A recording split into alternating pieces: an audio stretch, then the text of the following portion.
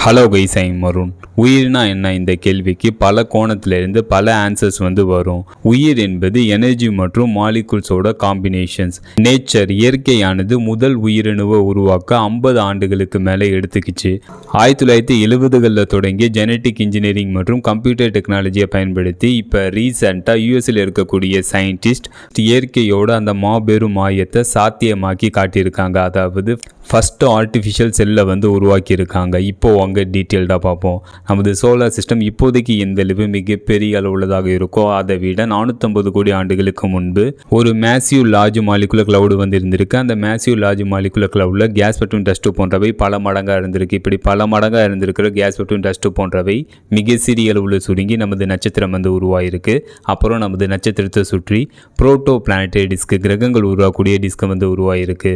அந்த கிரகங்கள் உருவாக்கக்கூடிய டிஸ்கில் Mercury, Venus, Earth, Mars, Jupiter, Saturn, Uranus, Neptune 8 கிரகங்கள் உருவாயிருக்கு. நமது பூமியில் உருவான முதல் உயிரினம் எது அப்படின்னு கேட்டீங்கன்னா ஸ்பாஞ்சஸ். 700 கோடி ஆண்டுகளுக்கு முன்பு நமது பூமியில் உருவான முதல் உயிரினம் கடல் பாசைகள், ஸ்பாஞ்சஸ். நேச்சர், இயற்கையானது முதல் உயிரணுவை ஃபர்ஸ்ட் லிவிங் செல்லை உருவாக்க 50 ஆண்டுகளுக்கு மேலே எடுத்துக்கிச்சு. 1970களில் தொடங்கிய ஜெனட்டிக் இன்ஜினியரிங் மற்றும் கம்ப்யூட்டர் டெக்னாலஜியை பயன்படுத்தி இப்போ ரீசெண்டாக அமெரிக்காவின் மினசோட்டா யூனிவர்சிட்டியில் இருக்கக்கூடிய சயின்டிஸ்ட் ஒரு லேபரட்டரியில் எந்த ஒரு இயற்கை செல்லோட துணை இல்லாமல் வெறும் கெமிக்கல்ஸ் மற்றும் மாலிகுல்ஸை பயன்படுத்தி ஃபஸ்ட்டு ஆர்டிஃபிஷியல் செல்லை உருவாக்கியிருக்காங்க.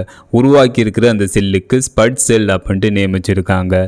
யூஎஸ் சயின்டிஸ்ட் உருவாக்கியிருக்கிற இந்த ஸ்பட் செல்ஸ், இந்த ஆர்டிஃபிஷியல் செல் இயற்கையாக ஒரு உயிருள்ள செல் செய்யக்கூடிய முக்கிய செயல்பாடுகளான நியூட்ரிஷன்ஸ், க்ரோத், ரிப்ளிகேஷன்ஸ் போன்ற 3த்தையும் இந்த ஆர்டிஃபிஷியல் செல் சக்ஸஸ்ஃபுல்லாக செய்யுது.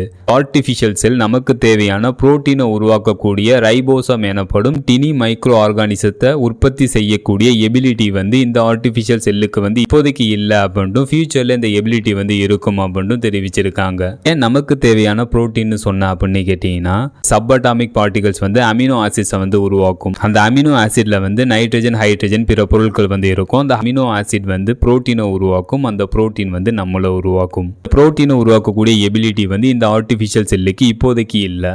இந்த ஆர்டிஃபிஷியல் செல்லான ஸ்பட் செல் மூலம் என்னெல்லாம் செய்ய முடியும் அப்படின்னு கேட்டீங்கன்னா ஃபியூச்சரில் அட்மாஸ்பியரில் இருக்கக்கூடிய கார்பன் டை ஆக்சைடு மற்றும் வாட்டர் வேப்பரை எத்தனால் ஃபியூலாக மாற்ற முடியும் ஃபியூச்சரில் அப்படின்ட்டு சயின்டிஸ்ட் தெரிவிச்சிருக்காங்க. இந்த மாதிரி புது புது அப்டேட்டை நீங்கள் பார்க்கணும் மறக்காமல் இந்த சேனலை சப்ஸ்கிரைப் பண்ணுங்கள். ஃபைனலாக இந்த வீடியோ எப்படி இருந்துச்சுன்னு கவுண்ட் பண்ணுங்கள். See you.